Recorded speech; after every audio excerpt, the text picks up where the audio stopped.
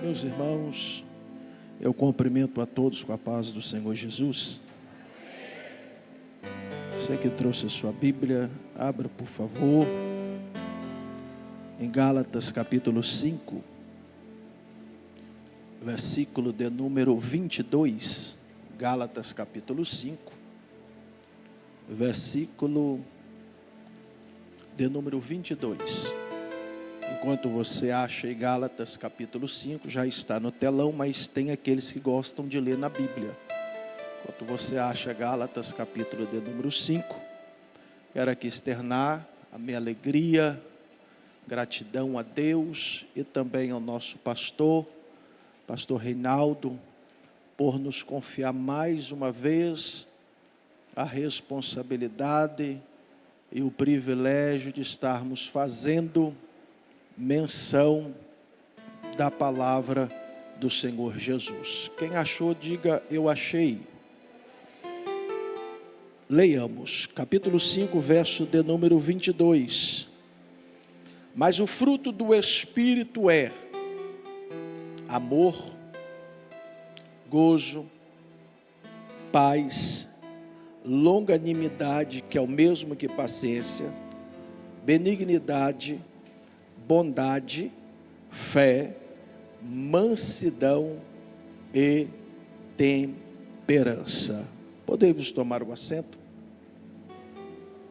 Hoje nós vamos estar falando um pouco de paciência. Existem pessoas que têm uma certa dificuldade em determinada área da sua vida.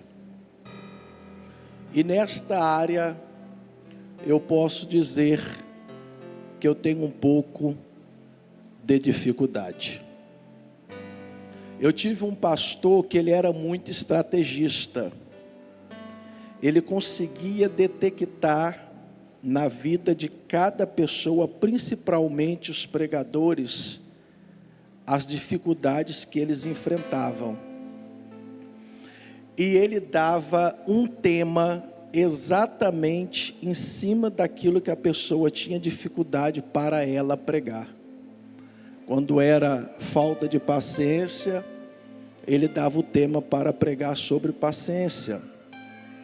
Quando a pessoa tinha dificuldade de dizimar, ele pedia a pessoa para ensinar sobre o dízimo, o que é ser um dizimista.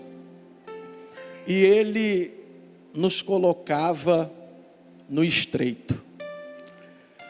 E quando o pastor ele nos fez esse convite, na verdade, eu iria falar sobre amor, que foi o primeiro elo. Só que passou desapercebido. Eu tive um compromisso e acabei me esquecendo.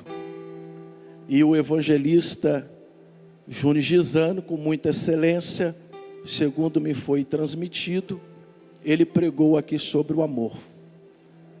E eu conversei com ele e depois conversei com o pastor, se teria como possibilidade de eu pregar no dia do evangelista Júnior Gisano.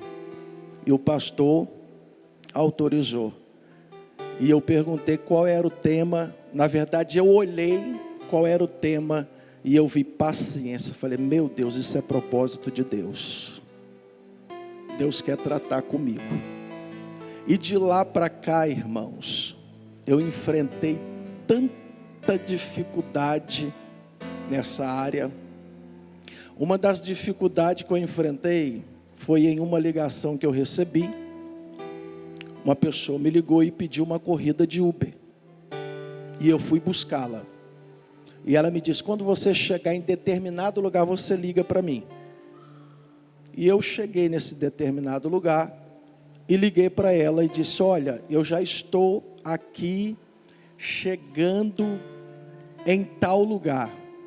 Ela nem esperou eu terminar minha fala, ela já disse: rapaz, e saltou os cachorros em cima de mim. Rapaz, eu não estou nesse... Nem esperou eu terminar de falar. Eu falei assim: ô minha irmã, a senhora vai gritar com seu filho. E outra coisa, liga para outro motorista, porque eu estou voltando de onde eu saí, ou senão a senhora vai a pé. Eu falei, meu Deus do céu, o que eu arrumei? Irmãos, não deu nem tempo de pensar, de raciocinar. Quando eu vi, eu já tinha dito, e eu voltei para trás. E nesse período, eu estava a observar, e tem um rapaz ali que trabalha conosco, de Uber, e toda hora ele falava perto de mim, ele dizia assim, se eu for falar tudo que eu penso para os outros, vai faltar dinheiro para me pagar advogado. Falei, rapaz, e é a mais pura verdade. Existe situação que nós enfrentamos aqui dentro, irmãos, se nós formos falar, vai faltar dinheiro para pagar advogado. Porque tem momento que, devido à situação que nós enfrentamos, precisamos contar até 3, respirar, pensar e pedir a Deus paciência. Mas estudando a Bíblia, nós descobrimos que quando nós pedimos a Deus paciência, Ele vai nos dar tribulação. Romanos 5:3. A tribulação, ela produz a paciência. Todas as vezes que nós pedirmos a Deus paciência, Ele vai nos dar tribulação.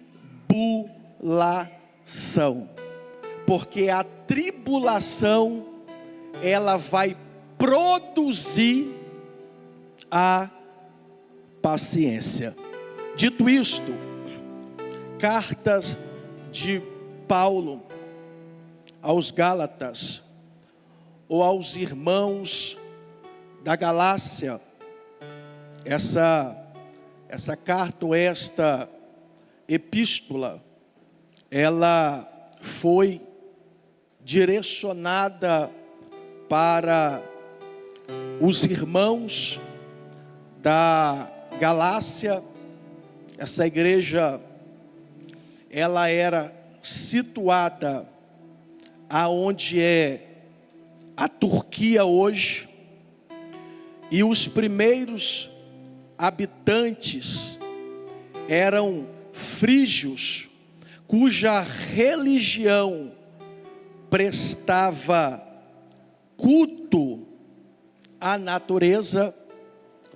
E Paulo, na sua primeira viagem missionária, ele vai a esta região e ele vai implantar uma igreja na mesma.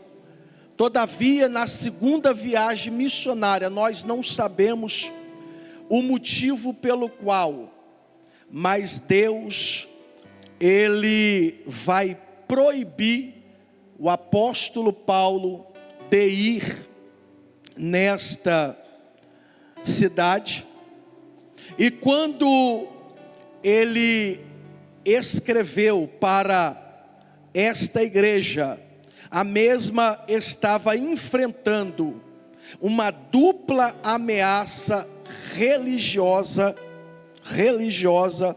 sobre a pureza da doutrina e a pureza da conduta. Certos indivíduos haviam entrado em um terreno em que o evangelho de Cristo poderia ser pervertido. Os Gálatas estavam começando a ceder a esta atitude, de sorte que eles acreditavam, à luz da lei, eles acreditavam piamente que a salvação, ela poderia ser alcançada pelas obras, E todos nós sabemos que a salvação, ela não é mediante as obras, a salvação, ela é mediante a fé. E Paulo, ele vai aplicar essa doutrina sobre os irmãos da igreja da Galácia, dizendo que a fé, ela veio 430 anos antes da lei, e ele é muito feliz em enfatizar isto. Paulo, ele era muito entendedor da área. Paulo, ele era um exímio estudioso, até porque o mesmo ele aprendeu diretamente do Senhor, quando ele passa 13 anos no deserto da Arábia. O próprio Espírito Santo lhe ensinara. É por isso que quando ele vai falar sobre a Santa Ceia, no capítulo 11, verso de número 23, ele vai dizer: porque eu recebi do Senhor o que também vos ensinei. Então, boa parte daquilo que Paulo, ele aprendera, ele recebera do Senhor. E não obstante a isto, Paulo também, ele vai aprender aos pés de Gamaliel. Para quem não sabe, Gamaliel era um dos homens mais respeitados na sua época, tratando-se de conhecimento bíblico, conhecimento religioso, conhecimento do Torá, ou de qualquer área. Ninguém dominava mais do que Gamaliel. E reza a história que Paulo, ele estava sendo instruído para ser sucessor de Gamaliel. Logo nós entendemos que este homem, ele tinha um vasto conhecimento. Paulo, ele dominava todas as áreas. Quando era para conversar com os doutores, ele usava uma linguagem erudita. Quando era para conversar com pessoas simples, ele usava uma linguagem simples. E quando não era para usar nenhuma linguagem, ele usava o evangelho, ou pregava um evangelho de poder, assim como ele pregou à igreja de Coríntios. Quando ele estava ali na igreja de Coríntios, Paulo, ele vai pregar um evangelho de poder. Perceba que este homem, ele dominava todas as áreas, ele não tinha falta de nada em matéria de conhecimento. Ele era bem instruído, a ponto de o apóstolo Pedro, quando se refere ao apóstolo Paulo, ele vai dizer que Paulo, ele falava muito difícil, que os escritos de Paulo era difícil de ser entendido, difícil de ser interpretado. E é muito verdade. Quando nós lemos a epístola de Paulo aos Romanos, dentro da minha concepção, é uma das cartas mais complexas de ser entendida. E quando nós vamos buscar historicamente o motivo pelo qual Paulo, ele escreve essa carta doutrinária aos romanos, aos crentes que estavam em Roma, você vai descobrir que ele fez todo aquele arrodeio, trazendo aquela carta doutrinária dificílima de ser entendida, para no final pedir uma oferta aos irmãos que estavam em Roma. Então Paulo, ele falava difícil. Paulo, ele ensinava de forma que as pessoas, elas ficavam perplexas, ficavam boca aberta com tamanha sabedoria e instrução que Paulo, ele instruía as igrejas que ele havia fundado. E não obstante, quando ele escreve esta epístola aos irmãos da Galácia, a sua finalidade era de instruí-lo a respeito da salvação, conforme eu já disse a respeito da salvação, porque a salvação, ela não pode vir das obras, para que ninguém venha se gloriar, mas a salvação, ela é através da fé. E a fé é uma palavra tão pequena, mas nós não podemos abrir mão desta palavra, porque a Bíblia diz que sem fé é impossível nós agradarmos a Deus.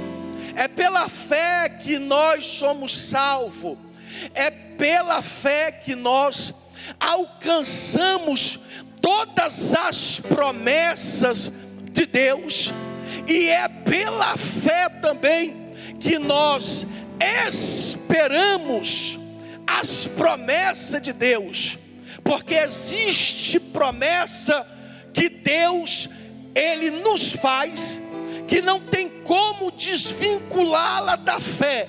Se nós formos desvincularmos ela da fé, de natureza nenhuma nós vamos alcançar as promessas de Deus, porque para alcançarmos a promessa de Deus, se faz necessário que nós tenhamos paciência.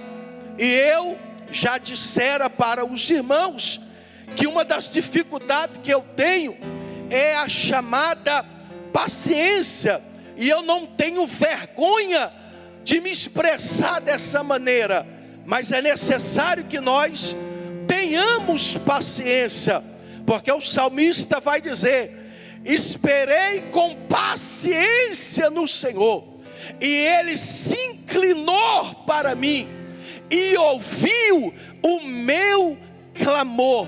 Então é necessário que nós tenhamos paciência, para que o Senhor, Ele se incline para nós e ouça o nosso clamor.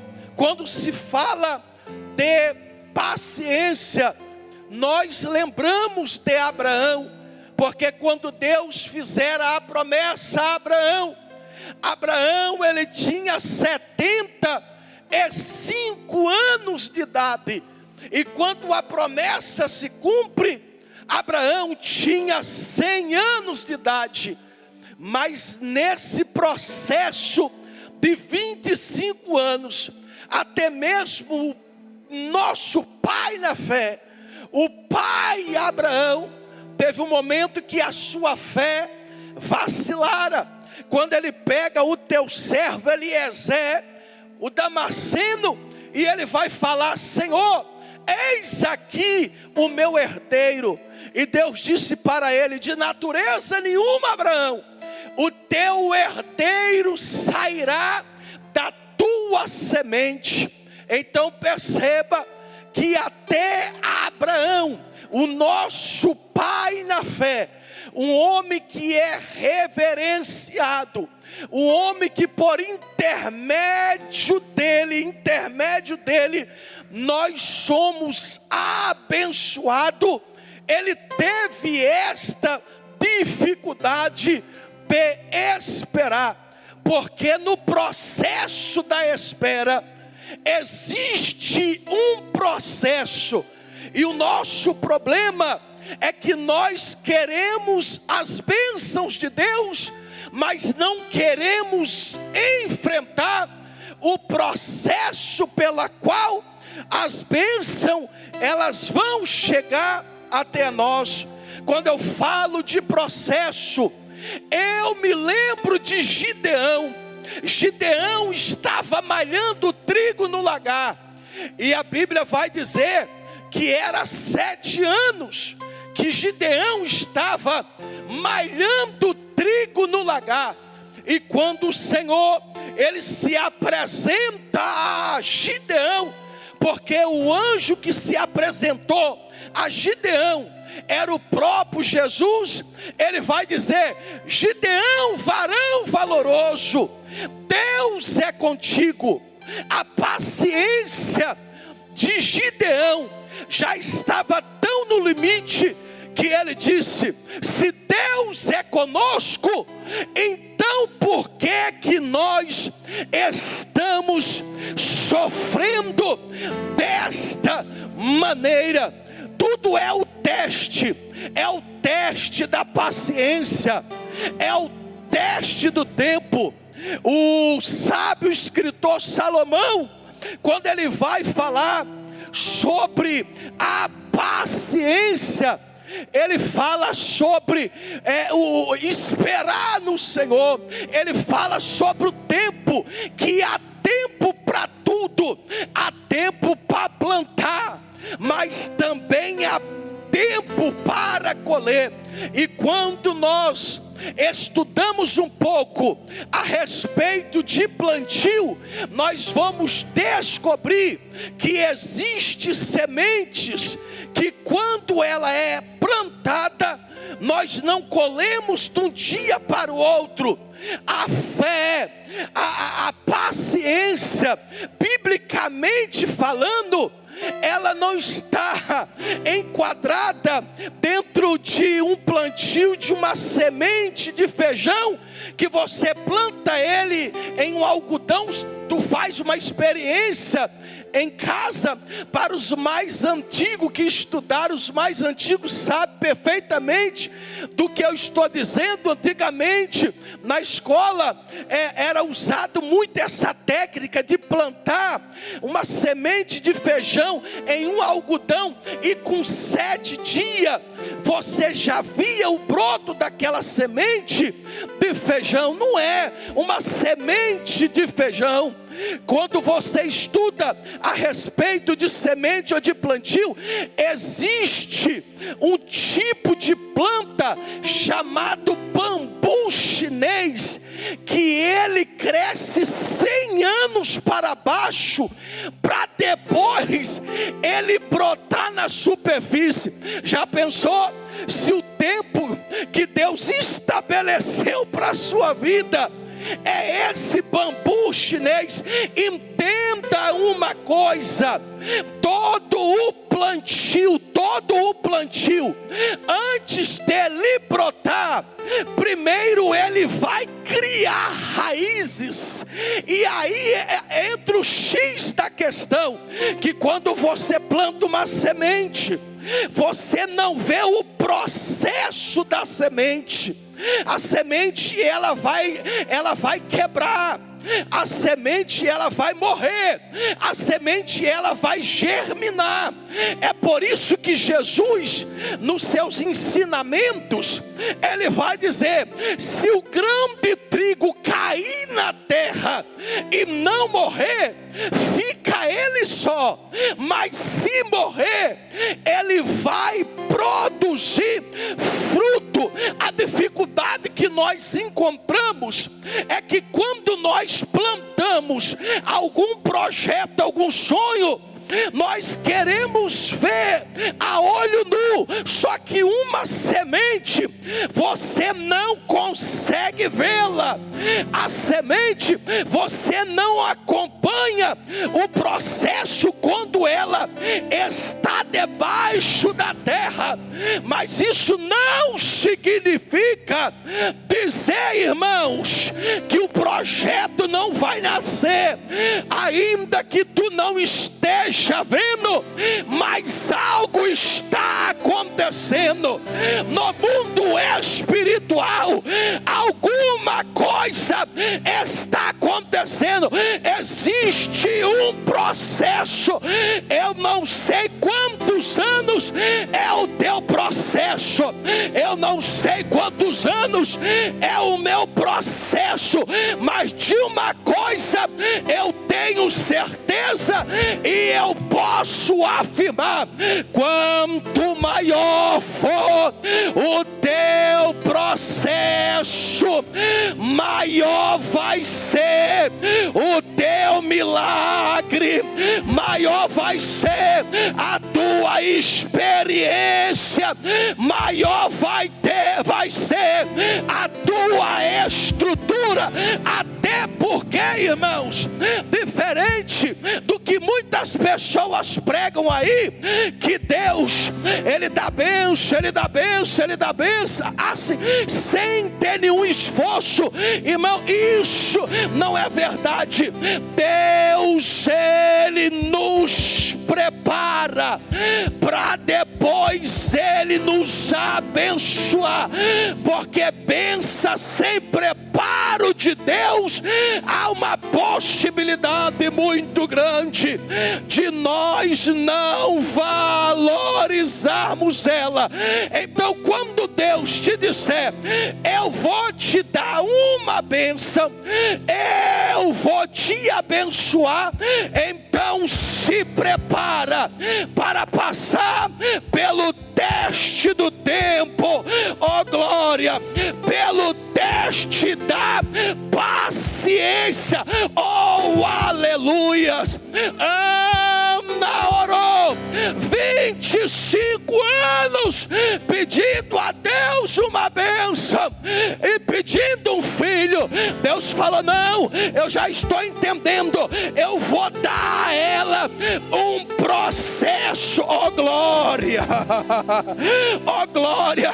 Só que eu descobri que Deus, Ele só dá processo para aqueles que têm condição de enfrentar o processo, porque não nos vem tentação senão humana, e Deus, Ele não vai te provar, Deus não vai me provar além da capacidade. Quando o processo vem, Deus já tem um escape lá na frente, porque Deus trabalha com propósito e Deus trabalha com princípios. Engraçado que eu não preparei nada disso. O que eu preparei mesmo, não falei nada. Então Deus Ele sabe do porquê que eu estou dizendo isto. Oh aleluia.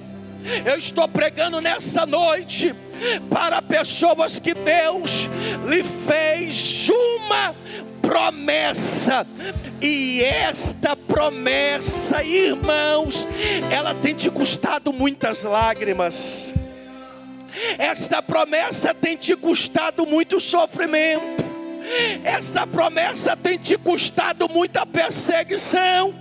Esta promessa tem te custado muita luta.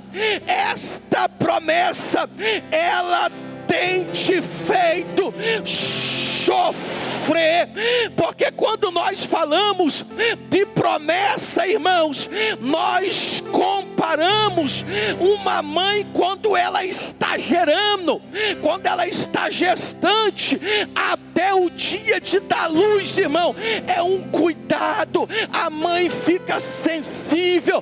Teve coisas que eu falei com a minha esposa no tempo de gravidez, que até hoje ela joga na minha face. A mãe fica muito sensível. É um período difícil para a mãe. Antes de ganhar, vem as dores, vem as contrações. Tudo isso, irmãos, é proveniente a promessa que está sendo gerada dentro dela. Oh glória, antes da promessa nascer, irmãos, é uma dificuldade, é uma luta, é uma peleja, é uma tribulação, é tanta prova prova, é tanta luta, e às vezes nos dá vontade de parar. Tem mães que costumam dizer: ai meu Deus, eu não aguento mais, quando é que esta criança vai nascer? Aí eu me lembro, irmãos, de um personagem bíblico. A Bíblia vai dizer a respeito de Jabes. O nome Jabes é aquele que trouxe dor, aquele que traz dor para a sua mãe. Aí você imagina alguém que trouxe dor para a sua mãe, mas todavia, quando Jabes, aquele que trouxe dor para a tua mãe, talvez aquele que as pessoas que sabiam da história dele olhavam e diziam: esse é Jabes, aquele que trouxe dor para a mãe dele, talvez aquele que quase matou a mãe dele. Oh glória! Talvez as pessoas diziam isso, mas mediante este cenário, este nome de peso que ele carregava, a Bíblia diz que ele teve uma atitude. Ele falou: Deus, se o Senhor me abençoar, se o Senhor me fazer mais ilustre do que os meus irmãos, perceba, irmão, que aquele que trouxe dor, aquele que ninguém dava nada, talvez aquele que quase matou a mãe dele, sobre ele tinha uma promessa de Deus. Oh glória! E as pessoas, pastor, não entendem isso. Às vezes nós olhamos para alguém que está passando por uma prova, passando por uma dificuldade, e dependendo do tamanho da prova, nós até julgamos: ah, fulano está passando por isso, certamente é porque ele está na contramão com Deus, certamente é porque ele está em pecado com Deus. Nem sempre, irmãos, nem sempre é isto. Lembra do irmão Jó? A Bíblia diz que o próprio Deus, ele vai dar testemunho de Jó, homem íntegro, homem fiel, o homem que desviava da aparência do mal, mas aprove a Deus provar Jó, levar Jó no limite dele, porque Deus, ele vai nos levar ao nosso limite, dependendo da promessa, querido. Deus vai te levar ao seu limite, e quando você está no limite de Deus, nem sempre Deus vai permitir as pessoas te ajudar, nem sempre Deus vai permitir as pessoas estender as mãos, e nós precisamos entender isso, porque Deus, ele não alisa quem tem chamada de Deus. Pasme-me os senhores, quem tem chamada de Deus, quem tem promessa de Deus, quem foi chamado para ser testado, ter a paciência colocada à prova, tem que aprender a lidar com isso. Tu não vai ter muitos amigos, tu não vai ter muitos aplausos, tu vai andar sozinho. Vai existir situação que todos vão ser convidados, você não vai ser convidado. Ainda hoje eu estava conversando com um pastor, amigo meu, e ele me disse: pastor Kleber, a minha vida toda foi de luta. Na igreja, sempre que alguma coisa era feita, os irmãos não me convidavam. Na minha família, sempre que alguma coisa era feita, ninguém me convidava, e eu aprendi a lidar com isso. Você já percebeu que quando nós apanhamos muito em uma área, quando nós tomamos pancada em um só lugar, a princípio a carne fica magoada, mas com o passar do tempo, a carne carne vai engrossando, você vai criando resistência naquela área, e chega um limite que você vai dizer: pode bater aqui que não dói, porque Deus, Ele já me preparou a glória.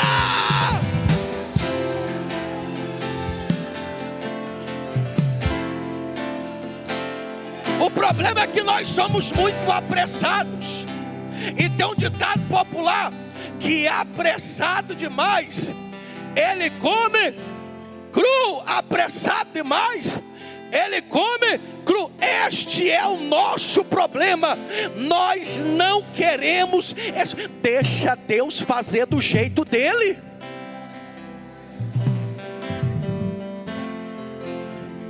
Você já comeu polenta de gente que é italiana? Ah, irmão, tu vai cansar de esperar. Ele vai mexendo com a colher de pau e vai mexendo. Quando você acha, agora eu vou comer, aí ele só está começando o processo. Aí ele vai mexendo. Eu não estou falando, promessa de Deus não é miojo.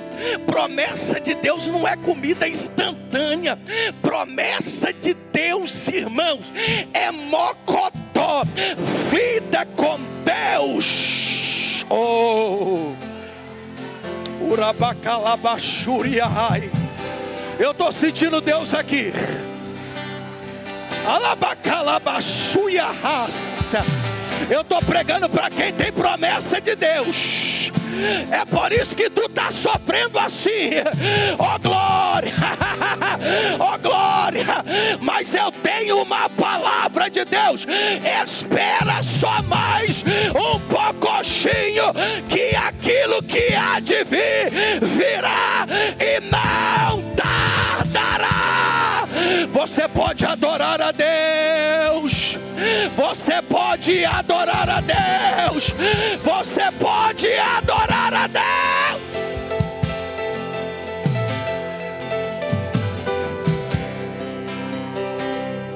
Nós estamos falando do fruto do Espírito. Nós não estamos falando do fruto da carne. Porque o fruto da carne, irmãos, ele é instantâneo. Mas o fruto do Espírito é longanimidade, é paciência, é um processo. O trabalhar de Deus é diferente do trabalhar do homem.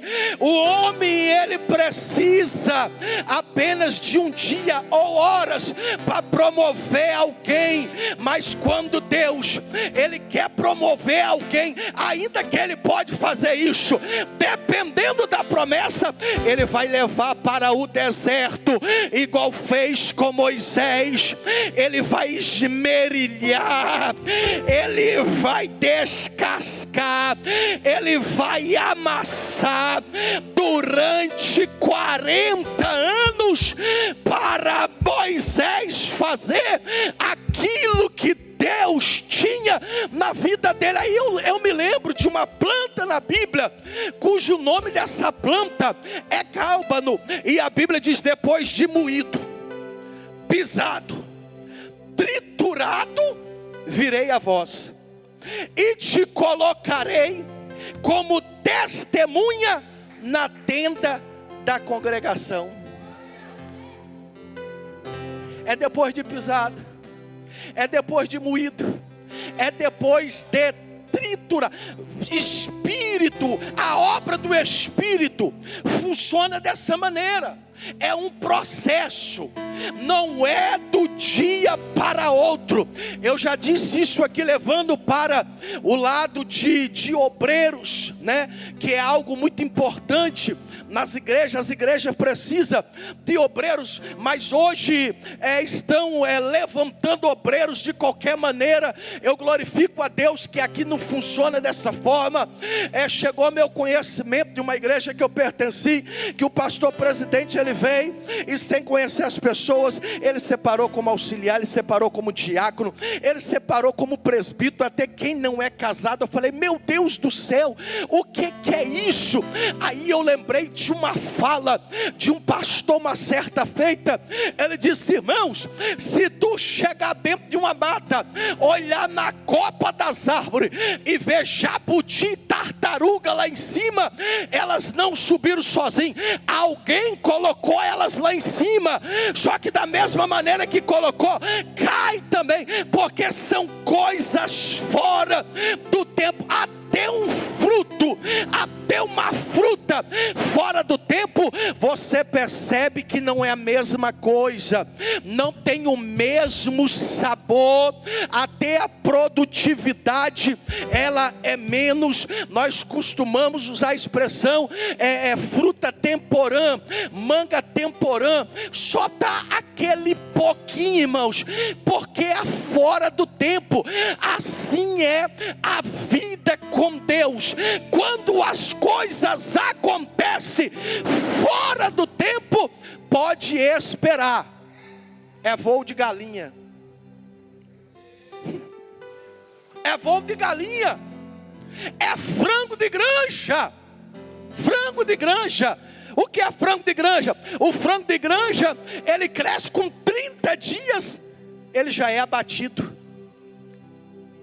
Esta é obra da carne, mas a obra do Espírito requer tempo, requer paciência. Pode ficar tranquilo, não precisa questionar. Você não está entendendo nada, até porque as coisas que Deus faz não é para entender, é para aceitar.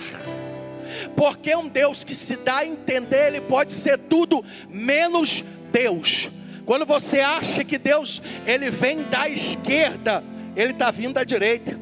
Quando você acha que ele está vindo na frente, ele está vindo por detrás.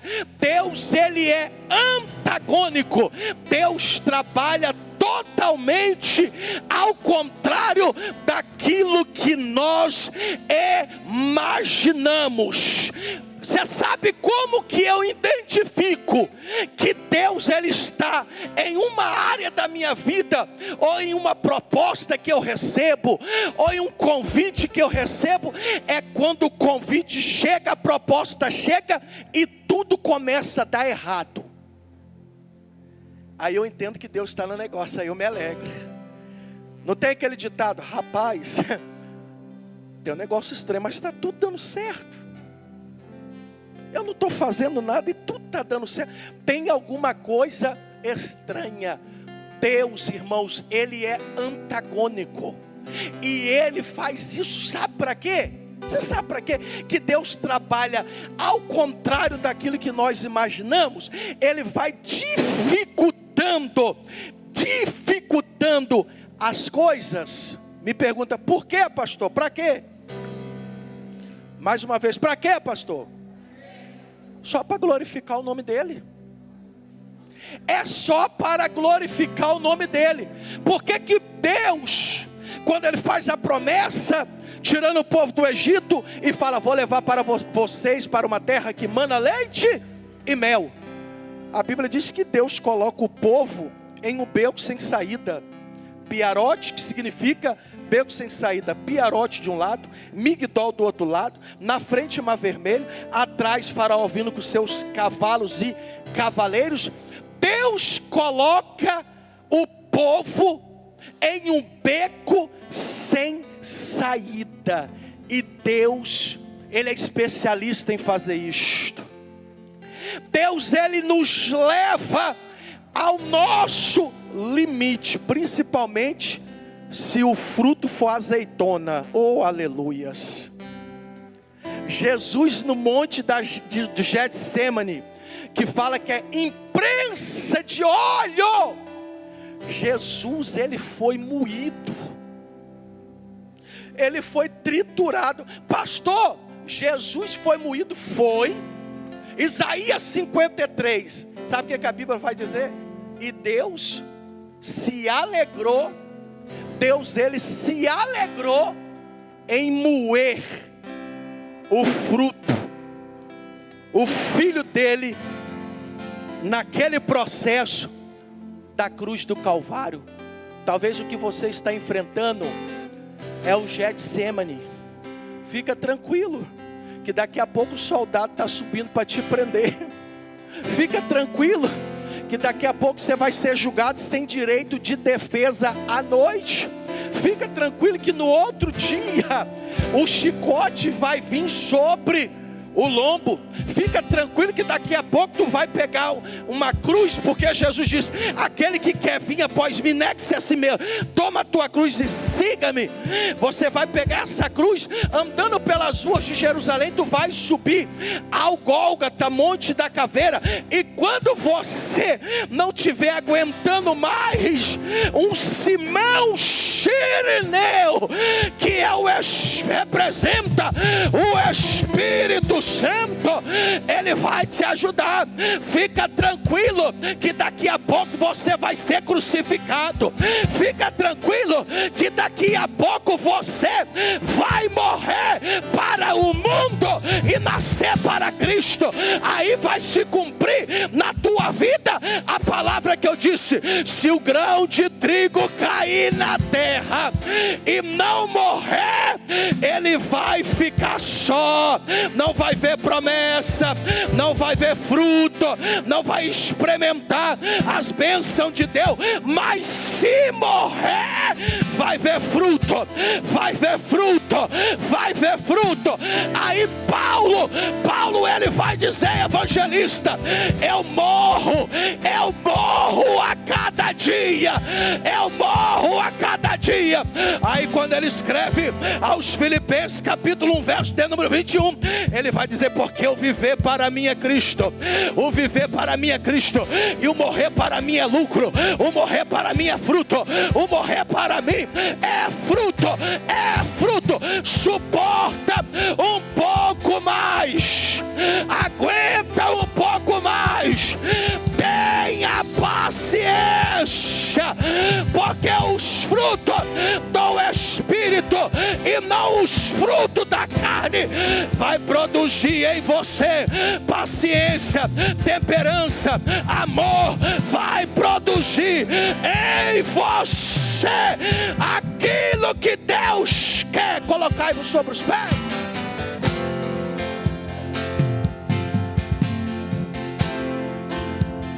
Vai produzir, vai produzir, vai produzir. Não se preocupa, não se preocupa.